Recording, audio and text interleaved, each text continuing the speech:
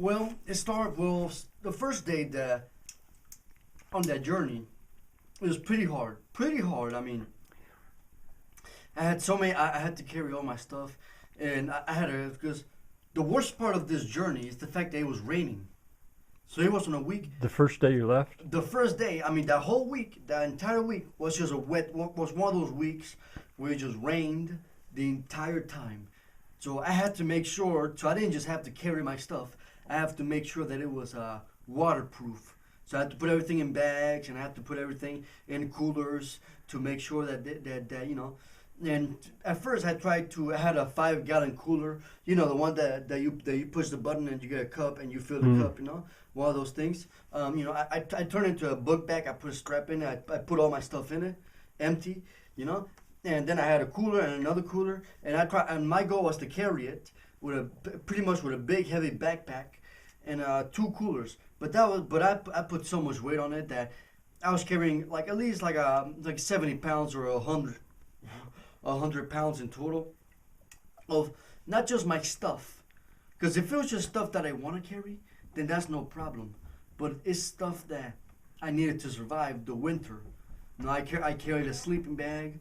I carried a bunch of pots. I carried some things that were gonna help me with the weather, like some one of those things that you heat up, and everything that can keep me warm in the winter. I pretty much brought it with me. It was summer, but you... It was August. It was actually August. No, I'm lying. It was like August 27. Okay.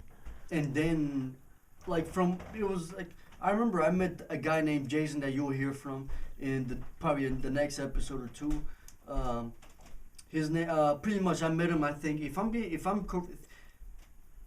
it was somewhere around, this journey started somewhere around October 5th, October 6th. Oh, okay. Somewhere around there, you know, like very beginning of October. And you had a wheelbarrow. And I had the wheelbarrow, but the thing is, I didn't know, like I thought to myself, it's impossible for me to put all this stuff in the wheelbarrow, because then the highway is not gonna allow me to. People are gonna stop me, people are gonna honk at me, people are gonna tell me like, hey, you know, are you know, cops. I thought cops are gonna tell me like, hey, you can't be on the road or something, and but it was the only way I could carry stuff. And when you don't have, you know, at the time I thought I had friends, you know, like we all think you only know if you got actual friends when you're in a position that you don't actually, you know, everybody can be your friend when you're a millionaire, you know, not a lot of people can be your friend when you're homeless, no. It's not until you're at the bottom that you actually find out who's actually your friend, you know. So yeah, you know, so it turns out that I didn't have anybody to drive, not even my own mother could have given me a ride, even from where the land was, Lincoln Highway 77, Schellsburg, whatever, no, even from that land, no, to Schellsburg. To Schellsburg, like the little market, you know, the little Schellsburg market. There's like a dollar store, you know. I spent a whole day of journey over there, you know. Just to get there. Just to get there, you know, just to get there. And, you know, that it took a whole day.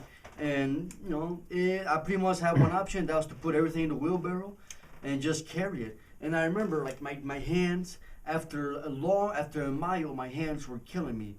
They were like they were really pumped. They were really like full. They were like not. I wouldn't say swollen, but they were really red from just carrying that. I was sweating, you know.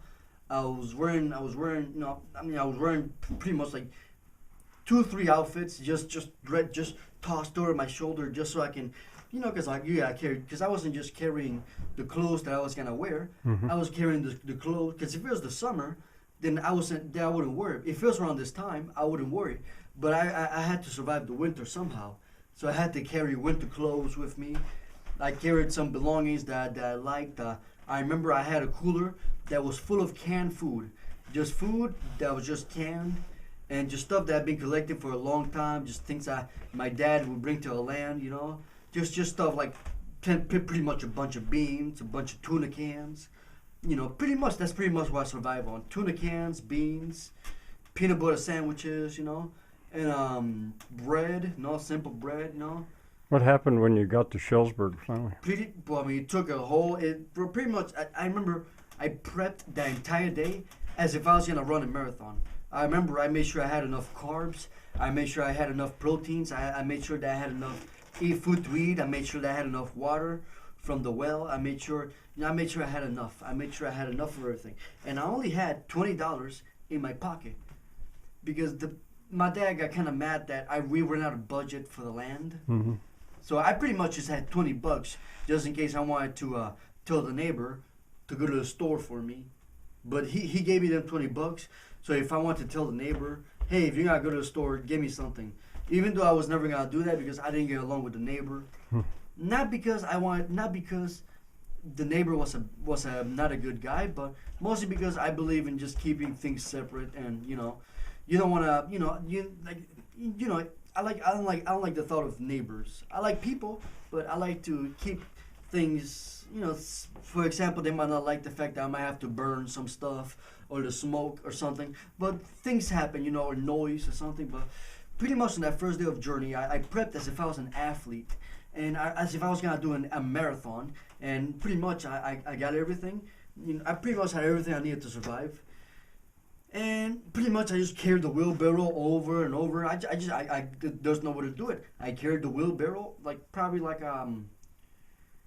on a vehicle it would have been like a 25-minute ride, but on the wheelbarrow, carrying a wheelbarrow, not just walking, carrying a wheelbarrow and walking, that was like around 5 hours pretty much. Uphill and down. Uphill, downhill, sideways, upways, through the mud, through the this. Sometimes I tried figuring out different ways to carry it, but it was a pain in the butt. It was a pain in the butt, and when I got to Schellsburg, it took a whole day. Like when I got to Schellsburg, it took a whole day for me. I just took a whole day off, just out of rest. Okay, we'll talk about that next time. Thanks. Mm-hmm.